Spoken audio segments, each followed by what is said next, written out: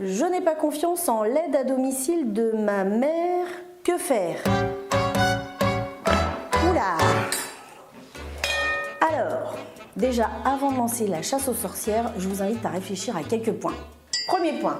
Attention, votre parent est toujours un adulte et s'il n'y a pas de mesure de tutelle ou de curatelle, il est toujours responsable de ses choix et de ses actes.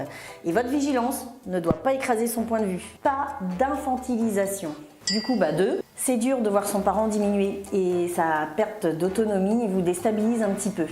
Du coup, vous ne savez plus trop où est votre rôle. Vous êtes toujours son enfant, vous êtes devenu le parent de votre parent. C'est ce qu'on appelle le deuil blanc, cette période un peu compliquée. Et l'aide à domicile dans tout ça, c'est quoi son rôle? Elle est devenue vous? Elle a pris votre place?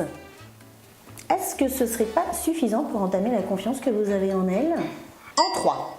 Le don et la dette, on en parle ou pas? Votre parent vous a élevé, peut-être bien même qu'il vous a épaulé pendant que vous étiez adulte. Il a créé une dette que vous devez rembourser.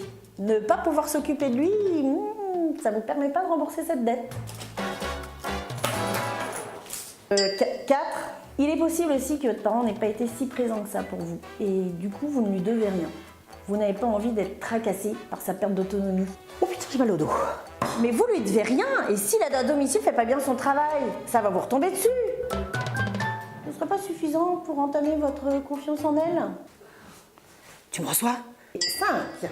Enfin, si c'est votre parent qui vous a alerté sur les manquements de l'aide à domicile, avant d'enfiler votre cape de sauveur pour redorer votre blason d'enfant ingrat, posez-vous la question si c'est pas juste une invitation à venir s'occuper un petit peu plus de lui. Et si vous avez ce genre d'aide à domicile, vous avez raison de ne pas lui faire confiance. Des pistes pour gérer tout ça. Investissez-vous auprès de votre parent en accord avec l'aide à domicile sur quelques tâches que vous identifiez en fonction de vos priorités. Faites un point avec le professionnel et votre parent pour vérifier qu'il fait au mieux en fonction de ses horaires, de vos priorités et de celles de votre parent. Et soyez honnête avec vous-même et communiquez.